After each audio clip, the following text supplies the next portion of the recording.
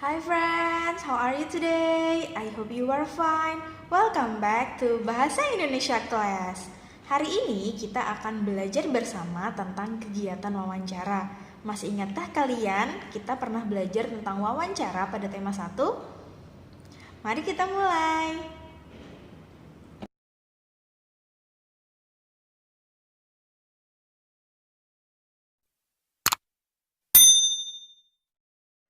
Tema 2, subtema 3, menyayangi tumbuhan. Bahasa Indonesia, kegiatan wawancara.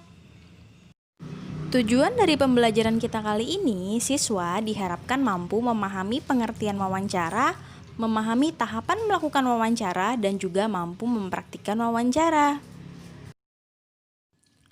Apa itu wawancara? Wawancara adalah suatu cara mengumpulkan informasi dengan mengajukan pertanyaan kepada narasumber. Siapa saja yang melakukan wawancara? Wawancara dilakukan oleh narasumber dan juga pewawancara. Narasumber adalah orang yang memberi informasi karena mengetahui informasi secara jelas. Sedangkan orang yang mengajukan pertanyaan atau mencari informasi disebut sebagai pewawancara. Lalu, apa tujuan dari wawancara? Tujuan dari wawancara adalah untuk mendapatkan informasi yang tepat dari narasumber yang terpercaya. Ada sebuah tahapan dalam melakukan wawancara.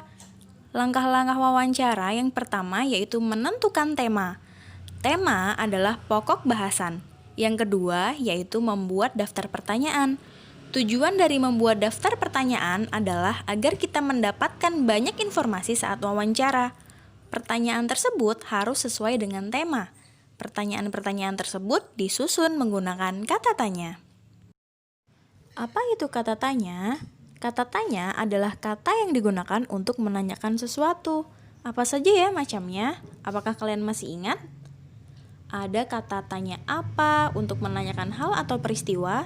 Di mana untuk menanyakan tempat terjadinya peristiwa, kapan untuk menanyakan waktu, siapa untuk menanyakan orang yang terlibat dalam peristiwa, mengapa digunakan untuk menanyakan sebab terjadinya peristiwa, dan juga bagaimana untuk menanyakan keadaan atau cara. Hasil wawancara ditulis dengan kosakata baku dan kalimat efektif. Kosakata baku dapat ditemukan dalam Kamus Besar Bahasa Indonesia atau KBBI. Dan kalimat efektif dapat disusun menggunakan ejaan yang tepat. Ejaan yang tepat adalah ejaan yang sesuai dengan Pedoman Umum Ejaan Bahasa Indonesia atau biasa disingkat dengan PUEB.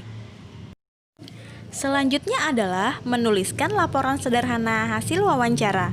Setelah mendapatkan hasil wawancara, kita dapat membuat laporan hasil wawancara.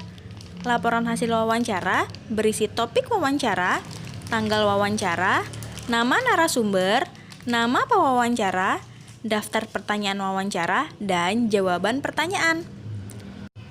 Ingat ya, saat menuliskan pertanyaan, gunakan kalimat yang baku dan efektif.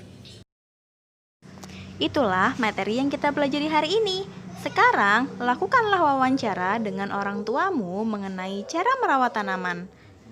Salinlah pertanyaan berikut dan cobalah untuk mengisi jawabannya sesuai dengan informasi dari narasumber, yaitu orang tuamu.